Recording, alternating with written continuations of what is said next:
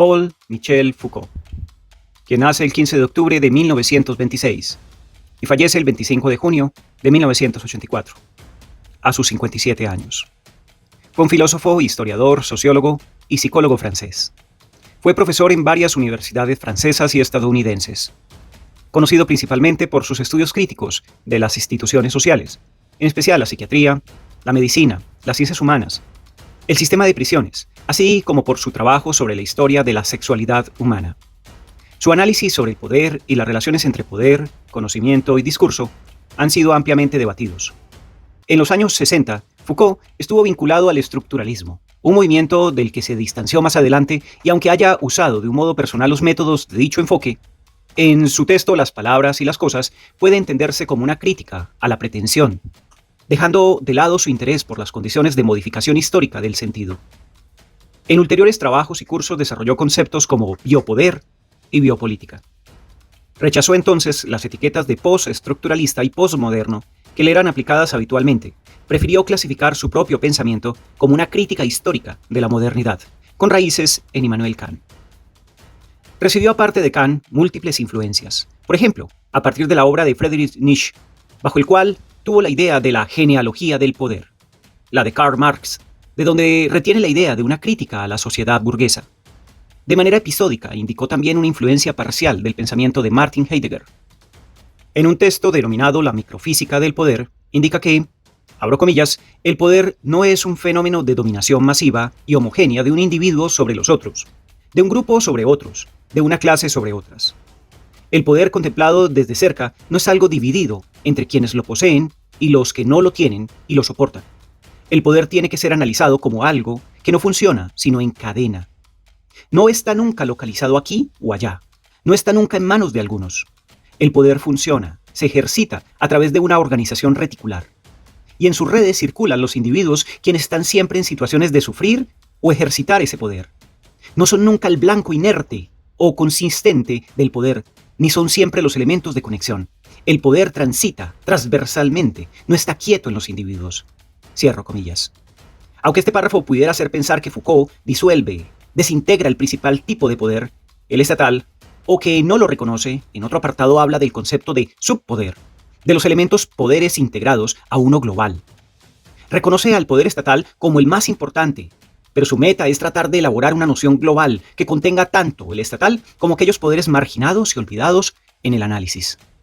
Nos interesa en este podcast comprender la estructura del texto denominado Vigilar y Castigar, el nacimiento de la prisión, como una reseña que nos aporta Lina Marcela Álvarez Villarreal, publicada en la revista Dicayón, volumen 23, número 18 de 2009. Lectura que hacemos con fines académicos.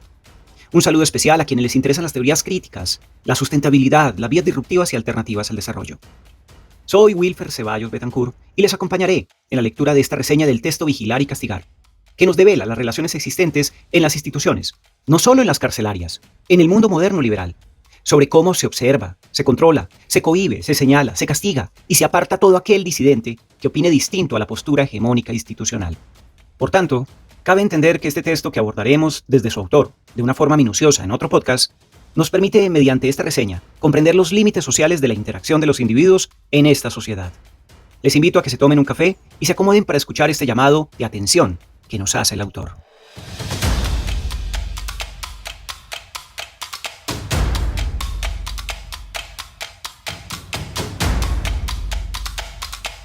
Reseña de Vigilar y Castigar, el nacimiento de la prisión, de Michel Foucault, por Lina Marcela Álvarez Villarreal.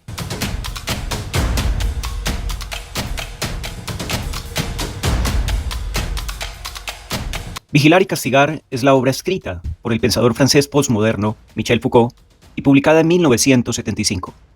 Esta obra, a través de un estudio del derecho penal y concretamente del régimen penitenciario del siglo XVIII hasta el siglo XIX, estudia la presencia de las relaciones de poder, las tecnologías del control y la microfísica del poder presentes en nuestra sociedad.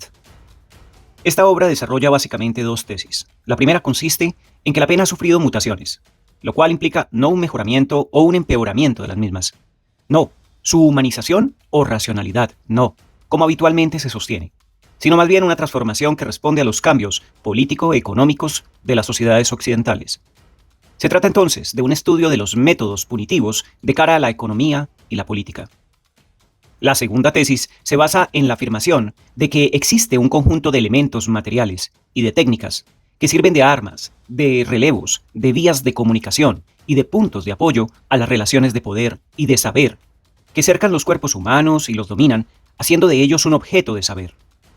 La tesis consiste en que las prácticas penales no son tanto consecuencia de las teorías jurídicas, cuanto un capítulo de la anatomía política. Estas tesis son desarrolladas en 4 capítulos: suplicio, castigo, disciplina y prisión, los cuales se rigen por 4 reglas que guían el estudio, a saber, primera, no centrar el estudio en el aspecto represivo de la pena, sino también en sus efectos positivos, considerando así el castigo como una función social compleja. Segundo, abordar los métodos punitivos desde la perspectiva de la táctica política y no meramente como consecuencia de la ley. Tercero, analizar la historia del derecho penal y de las ciencias humanas, no como si estuvieran separadas, sino buscar si ambas dependen de un mismo proceso de formación epistemológico y jurídico. Y cuarto, examinar si el desplazamiento de la pena del cuerpo del alma y la inserción de un saber científico en el ámbito penal implican un cambio en la forma como el cuerpo se ve atravesado por las relaciones de poder. En el primer capítulo, Foucault inicia el estudio de la pena desde el siglo XVI y encuentra que lo característico de esta forma de penalidad es el suplicio. El suplicio es la pena corporal, que debe cumplir con 3 requisitos. El primero, debe producir cierta cantidad de sufrimiento, es decir, debe ser cuantificable. El segundo, dicha producción debe estar sometida a reglas. Así, dependiendo de la gravedad del delito, se impone determinado castigo. Y tercero, el suplicio forma parte de un ritual en donde se marca al delincuente que fue víctima del suplicio. Y a la vez se comprueba el triunfo de la justicia sobre el delito. Esta forma de castigo se ejerce por varias razones. Una es la razón política, en la que el delito se observa como si se hubiese cometido directamente contra el monarca. Pues al provenir, la ley del soberano, esta es su semejanza misma, por lo que si es quebrantada, se quebranta al rey. El suplicio es entonces venganza del soberano y en consecuencia desempeña una función jurídico-política, pues restituye la soberanía lesionada.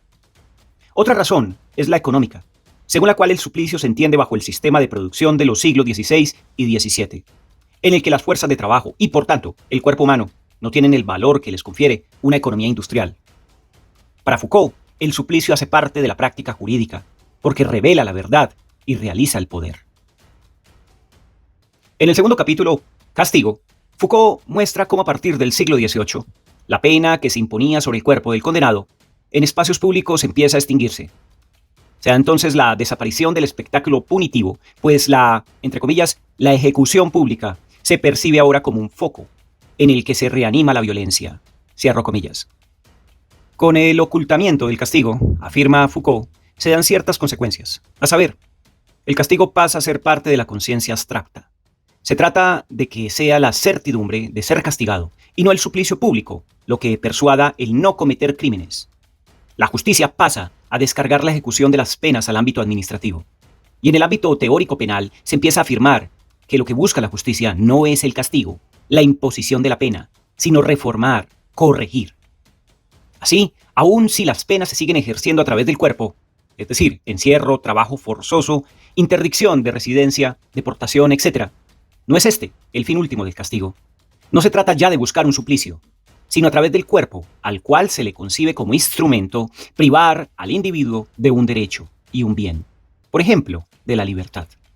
Se ha pasado de un arte de las sensaciones insoportables a una economía de los derechos suspendidos. Las razones político-económicas para esta mutación son el desarrollo de la producción, el aumento de las riquezas, una valoración jurídica y moral más intensa de las relaciones de propiedad, entre otras. Lo anterior se refleja en una intolerancia mayor por los delitos económicos. Asimismo, se trata de establecer una economía del poder de castigar que logre estar uniformemente dividida, presente en todas las partes del cuerpo social, y que disminuya la arbitrariedad del soberano. Castigar menos, pero mejor, con una severidad más atenuada, pero de manera más universal y necesaria.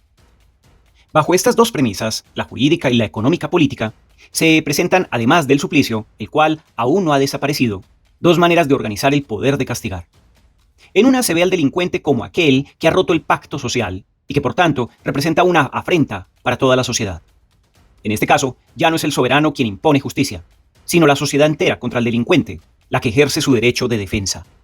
El castigo se ejerce como una forma de recalificar a los individuos como sujetos de derecho, haciendo uso de signos que aseguren la aceptación universal y la certidumbre de que el delito es castigado. La segunda visión concibe el castigo no como representación, sino como técnica de coerción de los individuos, que somete al cuerpo y deja un rastro en el mismo. Es el proyecto de la institución carcelaria y es ejercicio por el aparato administrativo. De estas tecnologías de poder prevalecerá la segunda, imponiéndose entonces el ejercicio físico del castigo junto con la prisión como su soporte institucional. El objeto de la pena ya no es el cuerpo, sino el alma. Para el pensador francés, a través del castigo penal, si bien se castigan ciertas acciones, objetos jurídicos, definidos específicamente, no solo se está juzgando esto, sino que se están juzgando también pasiones, instintos, anomalías. Para Foucault, los elementos constitutivos del delito formulados por la teoría penal, es decir, la tipicidad, antijuricidad y culpabilidad, no son finalmente los elementos valorados, sino lo que se encuentra detrás de ellos, aquellas prácticas que no están permitidas en el discurso, lo anormal y que no se permiten porque no son útiles al sistema de producción liberal. El alma, como objeto de la penalidad, explicaría entonces la inserción en el ámbito penal de la psiquiatría, la criminología y la antropología criminal, pues su función consistiría en dar una justificación científica al castigo legal, de por qué juzgar no simplemente las infracciones, sino a los individuos. No ya solo lo que han hecho, sino también lo que son. Se trata de la sustitución de la semiotécnica punitiva por una nueva política del cuerpo. En el capítulo Disciplina, Foucault encuentra que el castigo, en forma de ejercicio y aislamiento, soportado en la prisión como institución, termina imponiéndose en las sociedades modernas, en parte debido a la incursión de un nuevo mecanismo de poder, es decir, la disciplina. Si bien esta ha estado presente en la historia en diferentes instituciones, principalmente en las militares, es en los siglos XVII y XVIII que deviene en una fórmula general de dominación, naciendo así una anatomía política. La disciplina son los, entre comillas, métodos que permiten el control minucioso de las operaciones del cuerpo, que garantizan la sujeción constante de sus fuerzas y les imponen una relación de docilidad y de utilidad. Cierro comillas. Palabras de Foucault. Estos métodos son minuciosos y constantes, discretos, anónimos e invisibles. Constituyen una microfísica del poder que privilegia los castigos del orden, del ejercicio, pues de esta forma logra obtener cuerpos dóciles y normalizados. Abro comillas. La problematización del criminal detrás de su crimen, la preocupación por un castigo que sea una corrección, una terapéutica, una normalización, la división del acto de juzgar entre diversas instancias que se suponen medir, apreciar, diagnosticar, curar, transformar a los individuos, revelan la penetración del examen disciplinario en la inquisición judicial. Cierro comillas. Palabras de Foucault. En ese sentido, el poder no solo excluiría, reprimiría, ocultaría, sino que también produciría. Para Foucault, el poder produce una realidad, ámbitos de objeto, rituales de verdad, obtiene conocimiento del individuo y al mismo tiempo produce un determinado tipo de individuo. Lo anterior explica por qué la institución deviene en la forma privilegiada de castigo, pues arquitectónicamente la prisión permite una vigilancia invisible. Implica la existencia de funcionarios que están continuamente examinando y por tanto realizando una función de jueces. Obliga al trabajo rítmico en forma de ejercicio. Para Foucault, la prisión ha sobrevivido y ha triunfado como lugar del castigo, a pesar de no lograr realmente la terminación o disminución de los delitos, pues el sistema carcelario no estaría destinado a suprimir las infracciones, sino más bien a distinguirlas, a distribuirlas, a utilizarlas. No tanto para docilitar a los delincuentes, como para someterlos. En ese sentido, Foucault propone que el sistema penal sería una forma de administrar los ilegalismos, aceptando algunos y reprimiendo otros. Lo anterior implica que los mecanismos de poder se insertarían en las diferentes esferas de la sociedad. La transformación que sufre el castigo en las formas penales muestra la transformación misma del ejercicio del poder sobre los individuos de una sociedad en general. Desplazamiento de la pena ejercida sobre el cuerpo a una pena que se ejerce sobre el alma. Desplazamiento de la tortura física y pública a un castigo que toca ligeramente el cuerpo, que intenta no producir dolor físico, pero que ejerce poder y control por medio de otras disciplinas del saber, como por ejemplo la psiquiatría. Desplazamiento que se da no como humanización del castigo, sino como forma de normalizar y volver útil al individuo para que sea productivo. Se trata de una difusión de los mecanismos de poder en las diferentes instituciones sociales. En palabras de Foucault, abro comillas, intenté precisamente mostrar que la idea de una tecnología de los individuos, un cierto tipo de poder, se ejercía sobre los individuos a fin de domesticarlos, configurarlos y guiar su conducta como una especie de correlato estricto del nacimiento de un tipo de régimen liberal. Cierro comillas. Estilo carcelario que no se da solo en lo penitenciario, sino en el razonamiento, mecanismo de regulación que se extiende a las escuelas, a las fábricas y a los cuarteles. Es interesante entonces, pues es un estudio de las instituciones jurídico-penales, no desde una perspectiva tradicional a la manera de los grandes teóricos del derecho penal. Se trata más bien, y esto se entiende por la posición del filósofo que asume Foucault, de una visión crítica del derecho y de las instituciones del mismo. Vigilar y castigar no es una propuesta teórica que formula una solución al problema del poder y la manera como es ejercido a través de las formas jurídicas. Es una denuncia de los excesos del poder y las transformaciones que ha sufrido. Se podría decir entonces que vigilar y castigar, en la medida en que se denuncian los abusos del poder en el campo penal, es una crítica que podría y debería ser tomada en el derecho como una propedéutica. Al respecto, el mismo Foucault afirmó que, si Foucault se inscribe en la tradición filosófica, es en la tradición crítica propia de Kant, y que podríamos nombrar, entre comillas, historia crítica del pensamiento.